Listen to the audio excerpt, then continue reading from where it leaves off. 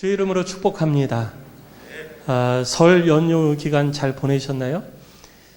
저는 설 명절이 우리 가운데 왜 있을까?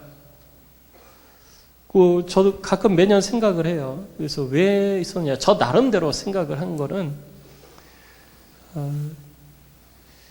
신정을 맞이하고 나서 하나님 앞에 내가 이렇게 살아야 되겠다 다짐하고 결심하고 성경도 다시 한번 읽어봐야 되겠다 그래서 창세기부터 펴들고 막 이렇게 읽고 기도도 내가 다시 한번 열심히 해야 되겠다 그래서 기도도 열심히 하고 그러는데 누가 그렇게 얘기했는지 나를 너무나도 잘 아는 사람이 작심삼일이라는 말을 만들어가지고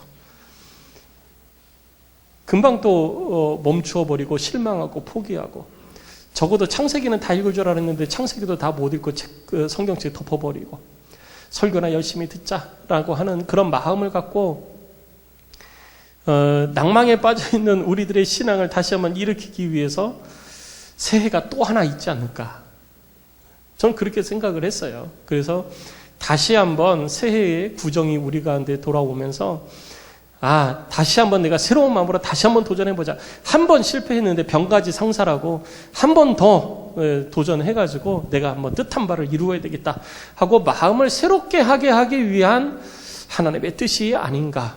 저 나름대로 그렇게 생각한다는 거예요. 물론 구정과 신정의 의미는 다르지만 저 나름대로 그렇게 생각을 하면서 이번 구정 연휴 기간 맞이하기 전에 지난 한 달 동안 1월 한 달을 살아오면서 내가 작정하고 다짐했던 것, 내가 믿음으로 선포했던 것, 이런 것들을 내가 얼마나 이루어가고 있는가, 내가 얼마나 믿음으로 걸어가고 있는가, 저 스스로를 돌아보는 시간을 좀 가졌었어요. 여러분도 한 번쯤 그런 시간들을 가져보셔야지 돼요.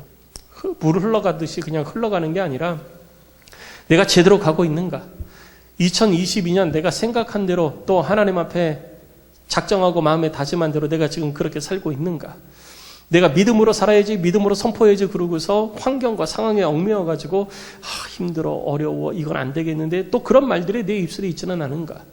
여러분들 스스로 한 번쯤 돌아보는 시간을 가져야 될 것입니다. 자, 우리 설 연휴 기간 잘 지내셨으리라 이렇게 생각이 되어지고 우리 좌우합되어 계신 분들과 축복의 인사 나누겠습니다. 할렐루야, 축복합니다. 할렐루야, 축복합니다. 평안하십시오. 늘 강건하십시오. 주의 은혜가 올 한 해도 늘 가득하기를 주의 이름으로 축복합니다. 오미크론이 무섭긴 무서운가 봐요. 다른 때 같아서는 마스크를 썼어도 조금 더 허리를 숙이고 상대방 쪽으로 이렇게 했을 텐데 오늘은 거의 제자리에서 고개만 돌리시는군요. 어제도 많은 전화를 받았어요. 목사님, 오미크론 때문에 확진이 났네요. 이러면서 전화도 받고 우리 아이가 또 이렇게 됐어요. 설 연휴 끝나니까 목감기가 오고 몸살이 오고 검사를 했더니 결국 확진이 됐어요. 이러면서 또 아이가 걸려서 누가 걸려서 자가격리를 해야 돼요. 뭐 이런 전화를 많이 받았어요. 그래서 아마 여러분도 오늘은 마스크 아마 더 잘 고쳐 쓰고 오시지 않았을까 이렇게 생각이 되어집니다.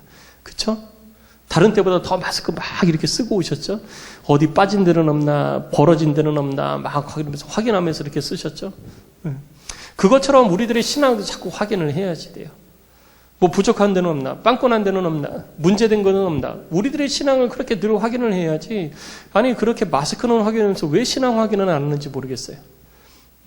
여러분 말씀으로 여러분 스스로를 비춰보시면서 늘 내 삶에 내가 하나님 앞에 정말 말 그대로 잘 살고 있나, 그리스도인으로서 잘 살고 있나 늘 확인하고 걸음을 옮겨가시기를 주의 이름으로 부탁을 드립니다.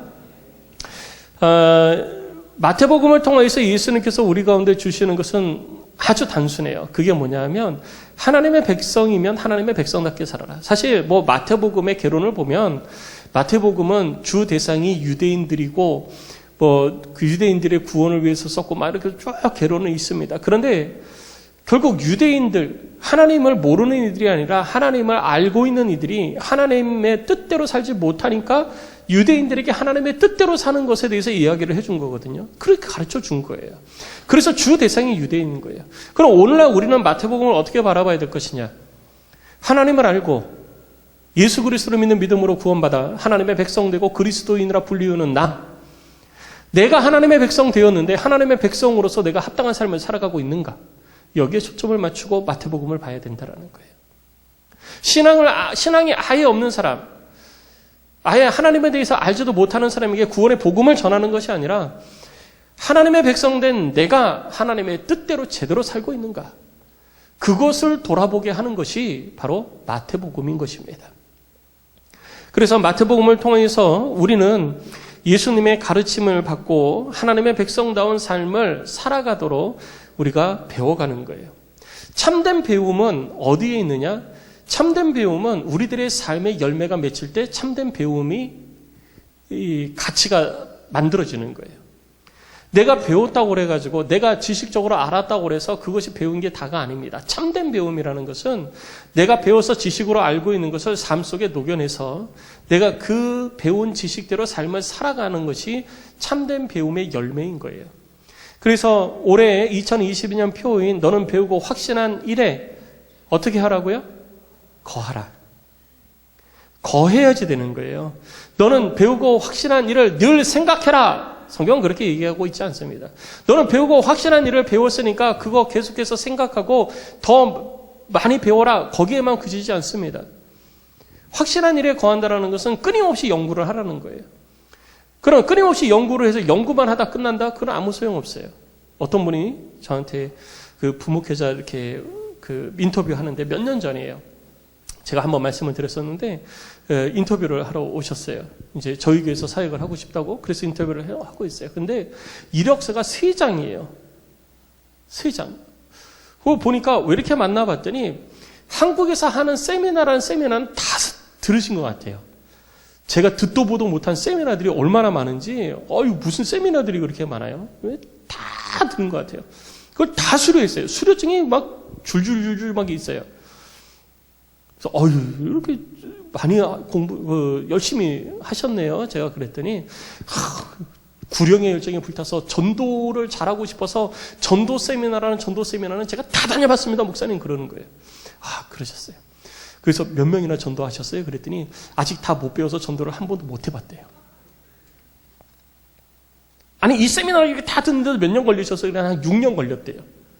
아니 6년 동안 세미나 들으면서 그러면 전도를 몇 명이나 하셨다고요? 근데 한 번도 안 해봤대요. 전도로 열매가 있는 게 없는 게 문제가 아니라 한 번도 전도라는 걸 해보지를 않았대요. 그래서 왜 안 해보셨어요? 왜 안 하셨어요? 그랬더니 아직 전도를 어떻게 하는지에 대해서 많은 것을 들었지만 분명하게 한 가지에 대해 가지고 내가 할 수 있는 것에 대해서 내가 이루어야 될 것에 대해서 명확해지지가 않아 가지고 아직도 전도를 해보지를 않았대요. 그리고 앞으로 더 배워서 할 거래요. 그래서 우리 교회에서 사역을 못했습니다. 그래서 여러분들 얼굴을 모르시는 거예요. 많이 배운다고 중요한 게 아니에요. 딱 한 가지를 배웠어도 그 한 가지가 내 삶에 녹아져야지 되는 겁니다. 그래야 삶의 변화가 나타나는 거예요. 그래야 하나님의 말씀의 능력을 경험하게 되는 것입니다. 성도 여러분, 여러분 속에, 여러분들의 삶 속에 하나님의 능력이 경험되어지시기를 주의 이름으로 축원합니다.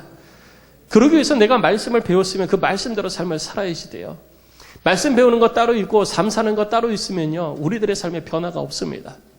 우리들의 삶의 변화는 하나님의 말씀대로 삶을 살아갈 때 구체적인 열매가 나타나는 것입니다.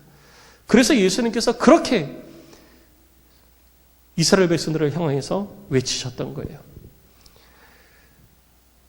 우리들이 지난주에도 살펴봤지만 가버나움에서 천국을 전파하시면서 사람들의 연약함을 고치신 예수님께서 가다라 지방에 넘어가셨습니다. 가다라 지방으로 넘어가셨지만 가다라 지방에 도착해서 하자마자 귀신 들린 사람들을 만나고 귀신이 예수님께 요청을 해서 예수님이 허락하자 돼지떼 가운데로 들어가고 돼지가 다 물에 빠져 몰사했던 내용들을 지난주에 살펴봤습니다. 그러자 사람들이 예수님을 두려워하기 시작을 했어요. 예수님, 우리를 떠나가 주세요. 이 지방에서 떠나주세요. 배에서 내린 예수님께 말하는 거예요. 여러분, 말씀을 드렸지만 가다라 지방은, 가다라라는 도시는 갈릴리 호수에서 배에서 내려서 한 10km 정도 내륙으로 들어가야지 돼요. 거라사는 거기서 한 50km를 더 가야지 돼요. 저 한쪽 내륙에 있는 거예요. 근데 대표적인 도시가 거라사고 가라사니까 가라다 지역 이렇게 얘기를 하는 거죠. 그러니까 읍내에 들어가지도 않았어요. 지난주에 우리가 살펴봤지만 그런 일이 발생하니까 사람들이 성읍으로 들어가가지고 이런 일이 있었다고 빨리 와보라고 그래가지고 쫓아와서 예수님께 떠나달라고 요청을 했잖아요. 그러니까 예수님께서 그러한 일들을 나타내시고 그들 가운데 천국 복음을 선포하시려고 오셨는데 사람들이 예수님이 읍내로 성읍으로 들어가기도 전에 예수님을 거부했습니다. 그래서 예수님께서 그 자리에서 다시 그냥 배에 오르신 거예요. 그 자리에서 다시 배에 오르셔서 다시 본 동네 오늘 1절에 기록되어져 있는 것처럼 가버나움으로 다시 돌아오시게 되어졌습니다. 예수님께서는 이렇게 삶 가운데에 우리들 가운데에 하나님의 뜻을 나타내 보이시는 일들을 행하셨습니다. 배척하는 사람도 있고 예수님을 쫓아다니는 사람들도 있었어요. 예수님은 마태복음 5장 이하에 기록되어져 있는 것처럼 말씀을 통해서 그리고 8장에 기록되어 있는 질병을 치유하심을 통해서 그리고 예수님께 헌신하고자 하는 그런 사람들의 마음을 꿰뚫어 보심을 통해서 또 자연계가 예수님의 말씀에 순종하는 것을 통해서 영적인 세력들이 예수 그리스도의 권세 아래 굴복하는 것을 통해서 우리 주님의 권능과 권세가 어떤 것인지를 이 땅 가운데 드러내 주신 거예요. 예수님께서 말씀을 가르치시자 그 가르치시는 권세의 사람들이 놀랐다고 기록하고 있습니다. 질병이 물러가면서 그 권능의 사람들이 놀랐습니다. 자연계가 그 예수님의 권세 아래 순종하는 것을 보고 사람들이 기이 여겼습니다. 영적인 세력들이 예수 그리스도의 명령, 곧 허락이 있을 때에 움직일 수 있다는 사실을 사람들은 보게 되었습니다. 이와 같이 우리들의 주님의 권세가 우리들 가운데 이러한 다양한 모습으로 나타나고 보여지고 있습니다. 그것은 우리 가운데 임마누엘 되신 주님께서 함께 하심으로 우리들의 삶 가운데도 지금도 이와 같은 일들이 나타날 수 있음을 우리 가운데 드러내 주시는 것입니다. 성도 여러분, 말씀에 권세가 있음을 기억하시기 바랍니다.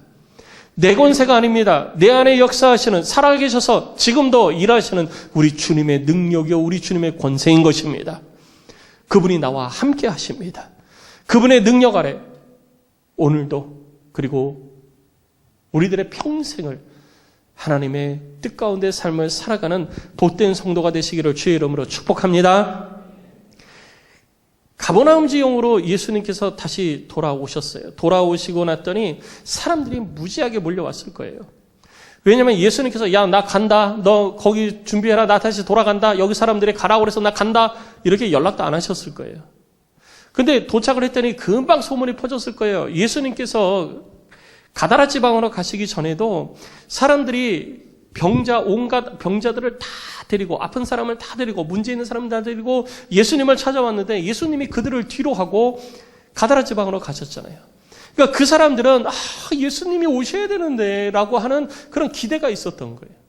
근데 마침 예수님께서 가다라 지방에 가셨다가 다시 돌아오셨어요. 그 모습을 보고 사람들이 막 소문을 내지 않았겠어요? 야, 예수님이 다시 오셨어. 예수님이 다시 오셔서 가자, 다시 한번 가보자. 그런 말에 의해 가지고 사람들이 몰려들었을 것입니다. 오늘 본문에는 얼마나 사람들이 몰려들었는지 기록하고 있지는 않아요. 그런데 오늘 본문에 동일한 중풍병자를 고치시는 사건이 기록되어져 있는 마가복음 2장에 보면은 예수님께서 그 가버나움 지경에 돌아오셨을 때 예수님께서 머무시던 집에 온갖 사람들이 다 몰려들어서 사람들이 들어설 자리가 문 앞까지 꽉 차가지고 집 안으로 들어설 자리조차 없었다라고 기록을 하고 있습니다. 그래서 많은 사람들이 그렇게 꽉 들어차서 예수님의 가르침을 듣기를 원했고 또 예수님의 능력을 통해 가지고 병고침을 받기를 원했어요. 그러던 중에 오늘 2장 말씀에 기록되어 있는 것처럼 침상에 누운 중풍병자를 사람들이 데리고 왔습니다. 오늘 우리가 읽은 이 2절의 마태복음에서는요, 아주 간단하게만 기록이 되어져 있는데, 누가복음에 보면은 사람들이 이 침상에 중풍병자를 데리고 왔는데, 거동을 못하니까 침상에 눕혀가지고 온 거예요. 예수님께로 갈 수가 없는 거예요. 그래서 지붕으로 올라가서 지붕을 다 뜯어냅니다. 당시의 지붕은 쉽게 뜯어낼 수 있는 그런 지붕이에요. 콘크리트로 만든 그런 지붕이 아니기 때문에, 그리고 예수님 바로 앞에다가 그 중풍병자가 누워있는 침상을 달아내립니다. 그것이 기록이 이제 누가복음에 되어 있어요. 그러나 오늘 마태복음에는 그렇게 자세하게 기록이 되어져 있지는 않습니다. 그런데 그 오늘 본문을 통해서 우리가 알 수 있는 것은 뭐냐면요. 침상에 누운 그 중풍병자를 예수님께로 데리고 왔는데 그들을 보시고 예수님께서 이렇게 말씀하십니다.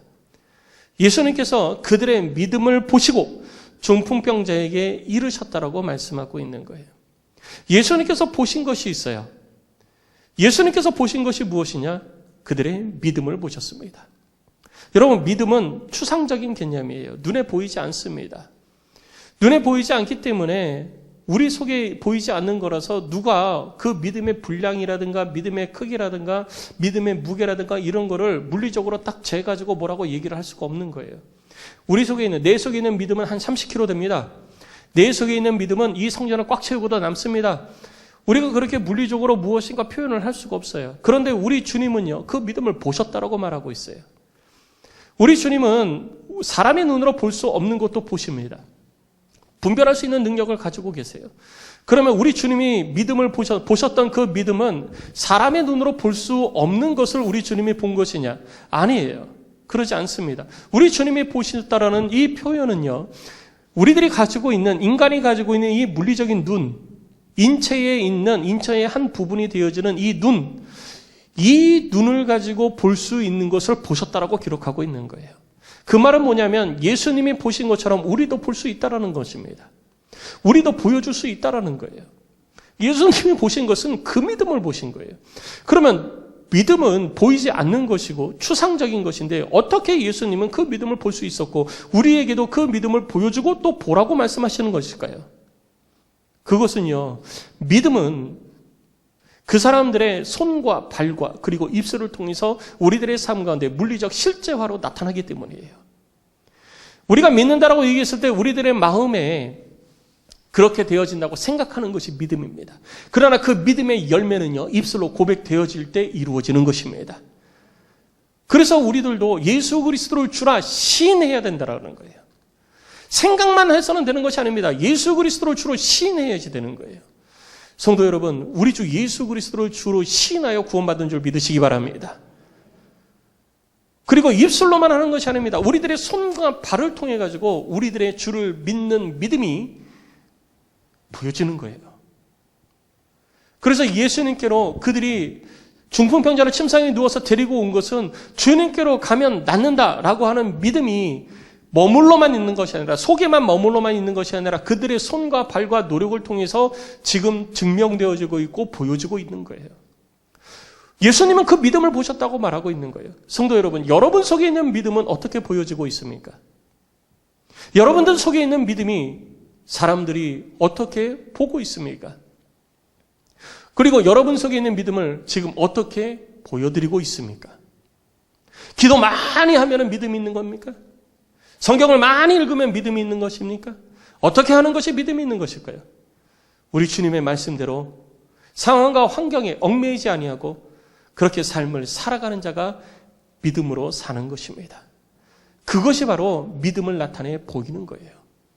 우리 주님이 바로 그 믿음을 보시는 것입니다. 이것은 우리 예수님만 보시는 것이 아니라 우리 하나님께서도 하나님의 말씀에 순종하는 그것을 통해서 하나님을 향한 믿음을 하나님께서 보시는 것입니다.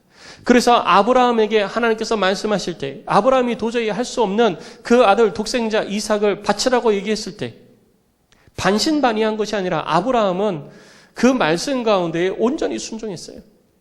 상황, 환경, 정말 하나님께서 죽이실까? 하나님께서 내가 죽이면 하나님께서 다시 살리실까? 여러 가지 생각을 했겠죠. 그러나 그 손에 칼을 빼어들고 자기 아들을 묶어 제단에 올려놓고 내리 찍을 때 그때 우리 주님의 음성이 들렸던 것을 우리는 잊지 말아야 될 것입니다. 이제서야 네가 나를 경외하는 줄 알았노라. 하나님께서는 우리가 주를 믿고 주를 신뢰한다라고 말로만 하는 것을 원치 않습니다. 생각만 하는 것을 원치 않아요. 아무리 그런다고 해도 말로 고백을 했으면요, 삶 가운데 그렇게 이루어지는 거예요. 그래야 말의 증거가 되는 것입니다. 우리들의 믿음도요, 입술로 선포해야지 돼요. 입술로 선포했으면 그대로 살아야 되는 것이고, 그대로 삶 가운데 이루어내야 되는 것입니다. 그래서 저는 그렇게 말씀드리죠. 그리스도인으로서 삶을 살아가는 것, 그것이 아니라 그리스도인으로서 삶을 살아내야 된다는 거예요. 내가 그리스도인이면 그리스도인답게 삶을 살아내야 되는 거예요. 이 땅에 그 어느 누구도 우리가 그리스도인으로서 삶을 살아가기 그냥 내버려 두지 않습니다. 당신 그리스도인이에요? 그러면 그리스도인처럼 그냥 사세요. 저는 그냥 나와 상관없으니까 그렇게 사세요. 저는 괜찮습니다. 어느 누구도 그렇게 인정해 주지 않아요. 내가 그리스도인으로 살고 싶다, 더 거룩하게 하나님 앞에 범죄함 없이 더 온전하게 삶을 살고 싶다 그러면 사람들은 우리를 향하여 핍박하기 시작을 합니다. 왜 그렇게 사냐? 굳이 그렇게 살 필요가 있느냐? 그렇게 안 살아도 되지 않느냐? 이번 한 번만 내가 원하는 대로 해주라. 많은 사람들이 그렇게 이야기를 합니다. 그래서 우리는요, 그리스도인으로서 삶을 사는 게 아니라 그리스도인으로서 삶을 살아내야 되는 거예요. 우리들의 각오와 우리들의 결단이 필요한 것입니다. 성도 여러분, 여러분들의 믿음을 나타내 보이시기를 주의 이름으로 축원합니다. 우리 주님이 보시는 믿음, 우리 주님이 우리 속에 있는 믿음을 보시고 우리들의 삶 가운데 있는 문제를 해결해 주시기 시작하시는 거예요. 믿음의 역사가 나타나기 시작을 하는 것입니다. 그래서 야고보 사도는 야고보서 2장 18절을 통해서 우리 가운데 말합니다. 너는 믿음이 있고 나는 행함이 있으니 행함이 없는 믿음을 내게 보이라. 나는 행함으로 내 믿음을 내게 보이리라. 행함이 없는 믿음은 죽은 믿음이라고 야고보 사도는 말하고 있습니다. 내가 정말 주를 믿는 자라면 주를 믿기 때문에 내 삶 가운데 분명한 행동의 변화가 나타나야 된다는 것입니다. 그 믿음을 보시고 우리 주님이 하늘에 은혜를 베푸시고 주의 능력을 우리 가운데 나타내 주시기 때문입니다. 믿음의 역사를 경험하시기를 주의 이름으로 축복합니다. 그러기 위해서 믿음의 행동을 나타내시기를 주의 이름으로 축원합니다. 내 속에 있고 내 머릿속에 있는 믿음을 여러분들의 손과 발과 여러분들의 입술로 선포하시고 드러내십시오. 그것이 우리 주님의 능력을 경험하는 것입니다. 2022년 그 능력이 여러분 삶 가운데 경험되어지는 믿음을 소유한 자가 되시기를 주의 이름으로 축복합니다. 그리고 예수님께서 그들의 믿음을 보시고 하신 말씀이 있어요. 자, 그들의 믿음을 보시고 예수님께서 뭐라고 말씀하셨냐면요. 작은 자여 안심하라. 네 죄 사함을 받았느니라. 자, 예수님께서 이렇게 말씀하신 것은 조금 뒤에다 살펴보고요. 네 죄사함을 받았느니라 라고 했더니 바로 3절 말씀에 어떤 서기관들이 속으로 이르되 이 사람이 신성을 모독하는도다 라고 말을 합니다. 서기관은 지금으로 얘기하면 율법 교사예요. 하나님의 말씀을 연구해서 이스라엘 백성들에게 가르치는 사람들이 바로 서기관들입니다. 그래서 아까 제가 말씀을 드렸듯이 이 서기관이 하나님의 말씀을 잘 가르쳐야 그 백성들이 온전한 삶을 살 수 있는 거예요. 하나님의 말씀을 가르치는 사람을 그래서 우리가 잘 키워내는 것이 중요하다는 거예요. 어쨌든 이 서기관이 예수님의 이러한 말을 듣고 저가 신성을 모독하는도다 라고 합니다. 말 그대로 신성모독이에요. 신성모독이라는 것은 뭐냐면요. 하나님의 성품에 대해 가지고 도전하는 거예요. 죄 사하는 능력은 누구에게 있습니까? 하나님께 있는 거예요. 죄 사함의 능력은 하나님께 있습니다. 죄를 지은 자가 다른 사람의 죄를 사해 줄 수가 없어요. 죄 없는 자만이 죄 사함을 인정해 줄 수 있는 것입니다. 그래서 하나님만이 죄 사함의 은혜를 베풀어 줄 수 있는데 자기들의 눈에 보기에는 저도 사람이거든요. 예수도 사람이에요. 그런데 예수님께서 증폭병자에게 말하기를 네 죄 사함을 받았느니라 라고 한 거예요.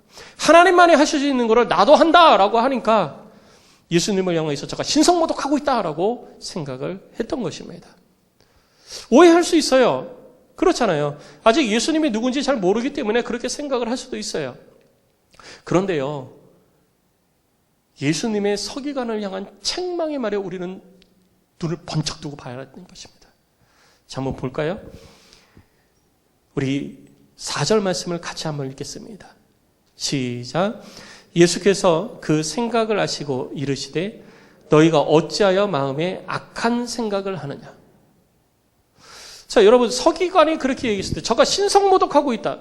하나님만이 하실 수 있는 거를 저가 얘기하네. 아이, 저거 어떻게 하나님처럼 그렇게 할 수가 있는 거야. 이렇게 얘기할 수 있어요. 그것에 대해서 예수님께서 네가 오해하고 있다. 네가 잘못 이해하고 있다. 네가 착각하고 있다. 그런 것이 아니다. 라고 예수님께서 말씀하실 수도 있잖아요. 그런데 예수님께서 서기관을 향해서 말씀하시는 건요, 그 속에 악한 생각이 있었다고 말하고 있는 것입니다. 악한 생각이에요.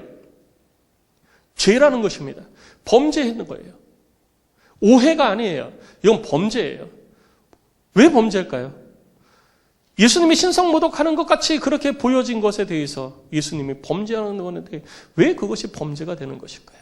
왜 그것이 악한 생각이 될까요? 단순한 오해, 착각, 그리고 잘 몰라서 얘기할 수도 있는 부분이었을 텐데 왜 그것에 대해서 예수님은 악한 생각으로 규정을 하고 서기관을 책망하는 것일까요? 그것은요, 서기관이 하나님의 뜻을 바라보지 못하고 있기 때문이에요. 하나님의 말씀을 연구하면서 하나님은 이런 분이야 라고 자기들 스스로 하나님의 뜻 가운데에 말씀을 연구하면서 하나님이 이런 분이야 하고 자기 주관 속에서 하나님에 대해서 규정을 합니다. 그리고 그 규정에서 자기가 세워놓은 규정에서 어긋난 것에 대해서는 그것이 하나님의 뜻이라 할지라도 인정하지 않는 거예요. 굉장히 편협된 신앙을 가지고 있는 것이죠. 그것이 하나님의 뜻이라 할지라도 인정하지 않는 거예요. 그래서 그를 책망하고 그를 정죄하고 그를 핍박하는 것입니다. 그래서 이러한 것들 때문에 서기관과 바리새인과 그리고 제사장들이 예수님을 십자가에 못 박아 죽인 것입니다. 그러면 예수님께서 왜 죄사함을 받았느니라라고 말씀하신 것일까요? 그것은 하나님의 성경에 이미 이사야 선지자를 통해서 하나님께서 예언하신 내용들이에요.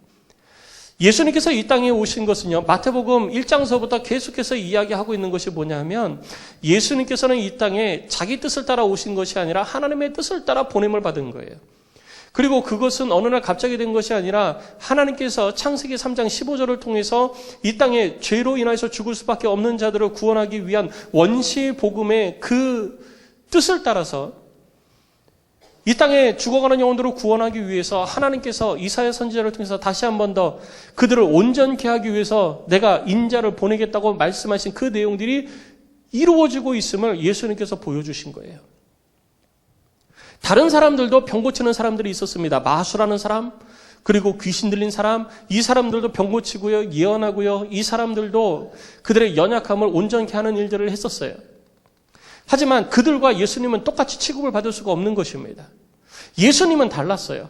그런데 이 서기관들은요, 하나님의 그 일하심을 보고 하나님의 계획하심을 바라보려고 한 것이 아니라 자기들이 가지고 있는 자기들이 세워놓은 그 가운데 그 기준에서 벗어났느냐 벗어나지 않았느냐를 판단하고 있는 거예요. 그래서 그들을 향해서 예수님은 악한 생각이라고 말하고 있는 것입니다. 여러분, 신앙생활의 기준이 무엇입니까? 내가 신앙생활을 한다고 하면서 내가 세우는 기준이 있잖아요. 그런데 그 기준이 하나님의 뜻보다 우선되고 있지는 않습니까? 내가 세워놓은 신앙생활의 기준이 하나님의 뜻보다 우선되고 있다면 그것이 바로 악한 생각이라는 거예요. 하나님 앞에 범죄함이라는 것입니다. 그 생각에 갇혀가지고 하나님의 뜻을 바라보지 못해요. 하나님께서 행하신 일들을 믿음으로 바라보지를 못하는 거예요. 그래서 반대하는 겁니다. 그래서 핍박하는 거예요. 저들의 생각은 나와 다르다. 그렇다고 내가 예수를 부인하는 건 아니니까 나는 죄가 아니라고 생각하는 거죠. 바로 바리새인들의 모습이, 아니 서기관들의 모습이 바로 그런 모습이었던 거예요. 그래서 예수님께서 악한 생각을 가지고 있다라고 말하고 있는 거예요. 그리고 예수님께서 그의 생각을 지적하시면서 말씀하시는 것이 뭐냐면요, 예수님께서 이 땅에 오신 이유를 다시 한번 밝히 드러내 주시는 것입니다. 너희들의 생각을 가지고 하나님께서 하시는 일에 이렇게 저렇게 판단하지 말라는 거예요. 하나님은 하나님의 일을 이루신다라는 것입니다. 하나님의 뜻에 반대하는 것, 그 신성모독을 하는 자가 누구냐 하면요, 예수님이 아니라 서기관이었던 거예요. 그런데 서기관은 그거를 인정하지 못했던 것이죠. 어쩌면 이 세대를 살아가고 있는 우리들도 역시 마찬가지일 수 있어요. 그리스도인으로서 삶을 살아가지만 마치 내가 서기관처럼 내가 가지고 있는 내가 경험한 신앙의 이 기준을 가지고서 하나님의 뜻 그리고 하나님의 계획하심을 바라보면서 하나님의 일들을 기대하고 바라보고 믿음으로 도전하는 것이 아니라 내가 세우는 기준에 맞으면 좋고 맞지 않으면 이단이고 저거는 신앙생활 잘못하는 것이고 저것은 신앙에 문제가 있는 것이다. 정죄하고 핍박하고 판단하고 하는 일들이 우리들 가운데 있지는 않습니까? 그렇게 할 때 결국 우리는 예수님의 책망을 받을 수밖에 없다는 거예요. 그리고 그를 향해서 예수님께서 다시 묻습니다. 예수님께서 물으실 때 5절 말씀을 보니 네 죄사함을 받았느니라 하는 말과 일어나 걸어가라 하는 말 중에 어느 것이 쉽냐? 서기관의 생각을 먼저 서기관이 바라보는 관점을 가르쳐주는 거예요. 서기관은 여러분 우리에게 이러한 질문을 받았을 때 무엇이 더 쉽다고 생각하시겠어요? 여러분 가만히 한번 생각을 해보십시오. 하나는 눈에 보이는 것이고 하나는 눈에 안 보이는 것입니다. 하나는 육체적인 것이고 하나는 영적인 것입니다. 무엇이 더 쉽습니까? 눈에 보이는 것이 쉽습니까? 눈에 보이지 않는 것이 쉽습니까? 당연히 눈에 보이는 것이 쉽습니다. 서기관은 눈에 보이는 현상만 가지고서 모든 것들을 자꾸 판단하고 있는 거예요. 그래서 예수님께서 말씀하시기를 무엇이 더 쉽겠느냐? 당연히 눈에 보이는 것이 쉬우니까 내가 일어나 걸어가라 라고 하는 것이 훨씬 쉬워서 그렇게 얘기해도 되지만 우리 주님께서는 그 사람이 가지고 있는 육체적 질병을 고치는 것이 우리 주님이 이 땅에 오신 목적이 아니기 때문에 그렇게 하지 않으셨다라는 거예요. 여러분 가버나움에서 예수님께서 가다라 지경으로 가시기 전에 가다라 지경으로 가시게 된 이유가 무엇입니까? 사람들이 자기의 이 현상적인 문제만 예수님으로부터 해결받기를 원했기 때문이에요. 가장 근본적인 문제의 해결이 아니라 그냥 눈에 드러나는 현상적인 문제, 질병의 문제, 귀신 들린 문제, 삶의 문제 이런 것만 해결받기를 원했던 거예요. 그래서 예수님께서 잠시 저들을 떠나서 천국 복음을 선포하시기 위해서 가다라 지방으로 갔던 거예요. 근데 그곳에는 그것마저 거부를 했던 거죠. 예수님께서 가버나움으로 다시 돌아오셔서 이제는 참된 구원의 은혜를 그들 가운데 나타내 주시기 시작을 하신 것입니다. 눈에 보이는 현상이 전부가 아니라는 거예요. 여러분 질병에 걸리기도 하지만 그 질병에 걸린다고 해서 다시 또 질병에 안 걸리지는 않아요. 지금 우리가 마스크를 이렇게 고쳐 쓰고 있는데 코로나19 코로나로 인해서 코로나에 확진 받은 사람들이 있죠. 코로나 확진 받으면 다시 코로나 안 걸립니까? 또 걸려요. 또 걸립니다. 여러분 작년에 독감을 걸려가지고 독감을 되게 앓았어요. 크게 앓았어요. 그래서 올해 독감 안 걸립니까? 독감 걸려요. 질병은요 우리를 온전케 할 수 있어요. 질병에서 나았다 그래서 그것이 우리들의 삶을 완전하게 그 모든 질병에서 온전케 하는 것은 아닙니다. 이런 질병 걸리고 작년에 독감 걸리고 올해는 뭐 대상포진 걸리고 해마다 뭐 다른 병이 걸릴 수도 있어요. 그 질병은 우리를 육신을 연약하게 합니다. 그러면 왜 우리들에게 이런 질병이 오는 것일까요? 요한복음 9장 3절 말씀을 보면 예수님께서 나면서부터 소경된 자들에 대한 소경된 이유에 대해서 말씀을 하실 때 그들에게 그 부모의 죄로 인한 것이 아니라 하나님이 하시는 일을 나타내시고자 하기 위해서 저들이 소경인 채로 태어났다라고 얘기해 주십니다. 그리고 요한복음 5장 14절에서는 예수께서 석전에서 그 사람을 만나 치료해 주시고 병을 고쳐 주시고 다시 만나서 이야기하실 때 보라 네가 나았으니 더 심한 것이 생기지 않게 조심하라 그러는 것이 아니라 뭐 하지 말라고요? 다시는 죄를 짓지 마라. 그러니까 우리들의 육신 가운데 있는 질병이나 고통이나 이런 것들이 하나님의 영광을 드러내기 위한 방법으로서 존재하기도 하고 우리들이 하나님 앞에 범죄했기 때문에 질병이 생기기도 하는 거예요. 그러니까 우리들에게 생긴 질병이 꼭 죄 때문이다 이렇게 단정하기는 어렵다는 것이죠. 그래서 누가 병들었다 그러면 죄졌어. 죄져가지고 병든 거야. 죄졌기 때문에 코로나 걸린 거야. 아이고 무슨 죄를 졌을까. 그러면서 또 쓸데없는 말하는 분들 계시죠. 신앙이 건강하지 못한 거예요. 중요한 거는요. 무슨 병에 걸렸느냐가 중요한 게 아니에요. 그 질병도 하나님의 권세 아래 있는 것이 중요한 것입니다. 그걸 믿는 것이 중요한 거예요. 하나님의 뜻이 있기 때문에 우리들 가운데 질병도 허락하는 것이거든요. 질병도 하나님의 권세 아래에 있다라는 거예요. 죄로 인하여서 우리가 때로는 하나님의 앞에 징계를 받는데 질병이 징계를 받기도 하고 전쟁으로 징계를 받기도 하고 죽음으로 징계를 받기도 하는 것입니다. 어쨌든 질병은 우리들의 육신을 연약하게 해요. 우리들의 육신을 연약하게 하기 때문에 연약해진 육신은 결국 죽음에 이르게 되어지는 것이죠. 그래서 여러분 육신이 연약한 상태에서 질병에 걸리면요 아주 아무것도 아닌 것인데 그냥 죽음에 이르는 경우도 있잖아요. 독감 걸려가지고 여러분 독감 걸려가지고 죽었다는 얘기 들어보셨죠?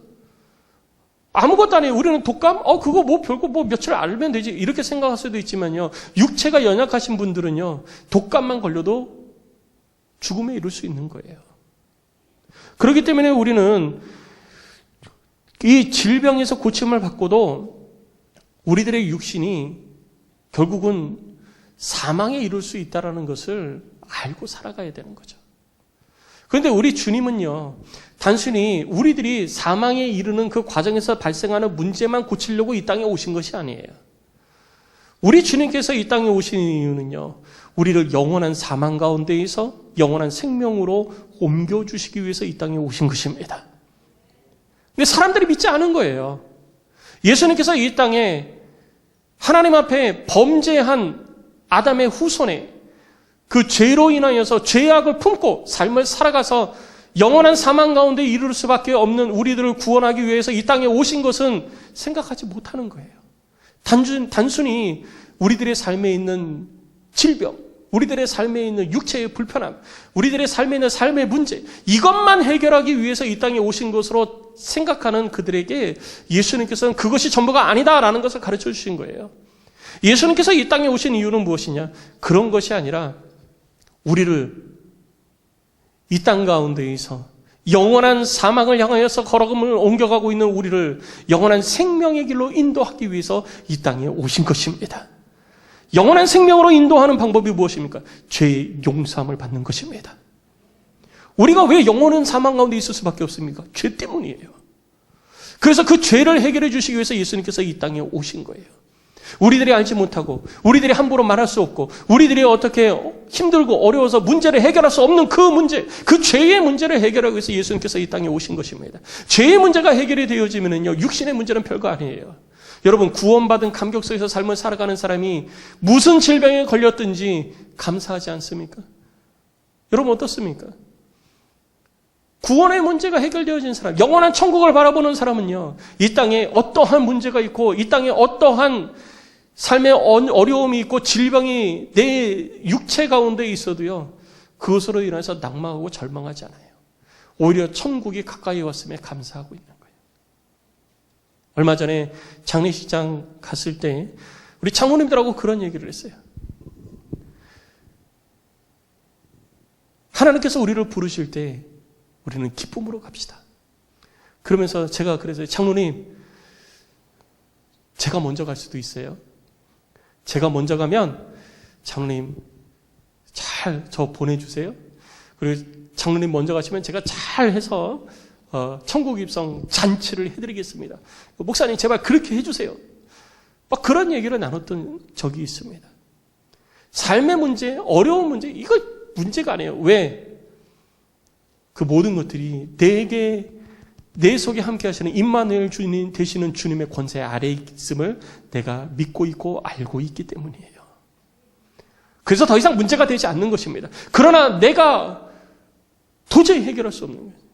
바로 그 죄의 문제를 우리 주님이 해결해 주시기 시작한 거예요.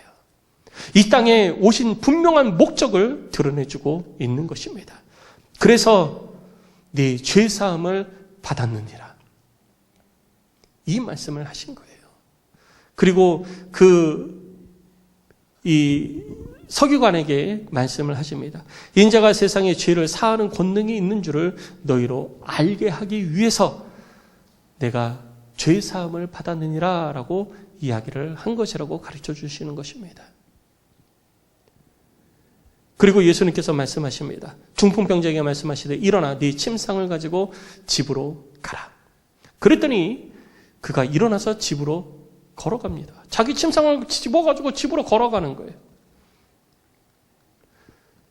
여러분, 예수님께서 중풍병자를 낫게 해 주셨습니까? 질병아 물러가라 이렇게 하셨어요? 기도하셨어요? 안 했어요. 예수님께서 선포하신 것은 무엇입니까? 소재, 네 죄사함을 받았느니라. 죄사함의 문제가 해결되어졌기 때문에 이 땅에서의 문제는 더 이상 문제가 안 되는 거예요. 그러니까 뭐 하라고요? 일어나서 네 침상 두고 집으로 가라는 거예요. 왜? 다 해결되어졌으니까. 다 해결되어졌으니까 일어나 집으로 가라는 거예요. 여러분, 근본적인 문제가 해결되어지면요, 다른 것은 더 이상 문제가 되지 않는 것입니다. 이 근본적인 문제, 죄의 문제가 해결되어졌으니 우리들 여러분, 우리 모두가 천국 소망 가운데 영원한 나라를 향한 소망으로 이 땅에서 하나님의 백성다운 온전한 삶을 살아가는 저와 여러분들이 되시기를 주의 이름으로 축복합니다. 우리 주님이 우리를 향하여 지금도 말씀하십니다. 사랑하는 자여, 네 죄사함을 받았느니라.